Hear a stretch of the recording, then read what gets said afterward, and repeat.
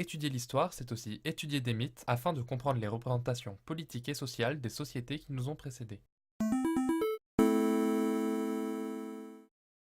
Connaissez-vous le mythe de Francion? Mythe évoquant la fondation du peuple franc par un prince troyen. Si ce n'est pas le cas, je vais vous le présenter et vous expliquer pourquoi il n'est pas étonnant que vous n'en ayez jamais entendu parler. Les premières traces de cette histoire remontent à l'Historia Francorum de Frédéguerre, écrite vers 660. L'histoire commence à la fin de la guerre mythique de Troie, décrite dans l'Iliade par Homère. Francion est un prince troyen. Lors de la défaite, Francion réussit à s'échapper de Troie. Il part alors s'installer entre le Rhin et le Danube, bat le peuple des Alains et fonde la ville de Sicambria, marquant la naissance du peuple franc.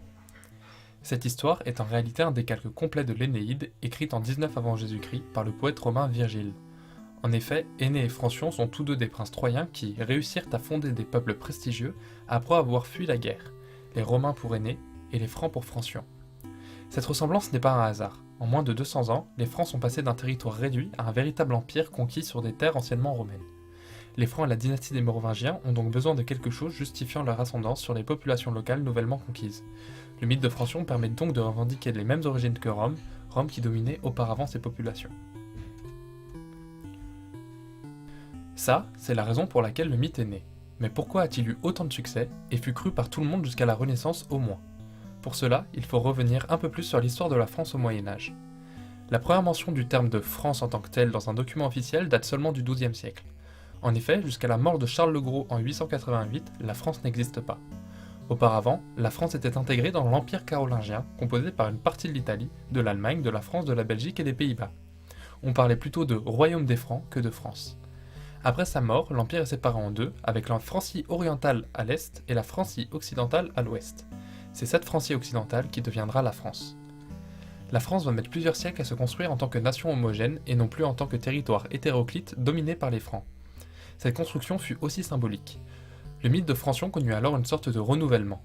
Ce mythe, qui auparavant traitait de l'origine troyenne des Francs, va, par certains auteurs, se transformer en une origine troyenne des Gaulois. Que ce soit des auteurs comme Rigord, Guillaume Cousineau, Jean Lemaire de Belge et bien d'autres. Se développe l'idée que les Gaulois sont d'anciens Troyens qui auraient fondé Lutèce comme colonie avant que Troie ne soit détruite. L'arrivée des Francs sur le territoire français ne serait donc plus seulement l'arrivée de conquérants, mais la réunification d'un seul et même peuple. Le mythe de Francion devint fédérateur pour une France qui cherche à trouver son unité. Le mythe de Francion tel que je viens de vous le présenter était fait pour durer. Cependant, la récupération par les nobles de ce mythe pour justifier leur statut va à la Révolution française totalement le disqualifier. La noblesse est présente en France depuis le début du Moyen-Âge. C'est une classe sociale qui va être dominante politiquement et socialement jusqu'à la Révolution française. Or, cette classe sociale va, à partir du XIIe siècle, chercher à se stabiliser et à se différencier du reste de la société pour affirmer leur domination. On observe à ce moment-là une réaffirmation de l'origine franque de la noblesse pour justifier leurs droits. En effet, selon cette théorie, les nobles sont les descendants des conquérants francs, tandis que le peuple, le tiers-état, est issu des Gaulois conquis. La supériorité des nobles est donc justifiée par le droit de conquête. La suite, vous la connaissez. La Révolution française enterrera totalement le mythe de Francion dans l'oubli. La France de la Troisième République utilisera les Gaulois comme référence et aujourd'hui, presque plus personne ne connaît Francion et son histoire. Ce qui est intéressant dans l'étude de Francion, c'est que sa création, ses transformations et sa suppression témoignent des mutations sociétales que connut la France. Il est toujours intéressant de partir des mythes des sociétés afin de comprendre leur fonctionnement, car ils y transmettent les valeurs, les coutumes, ainsi que les problématiques auxquelles les sociétés font face. Aujourd'hui, la place du mythe est contestée. De nombreux politiques veulent récupérer l'histoire française afin de la mythifier, quitte à la travestir. Non, la France n'est pas coupable d'avoir voulu faire partager sa culture aux peuples d'Afrique, d'Asie et d'Amérique du Nord.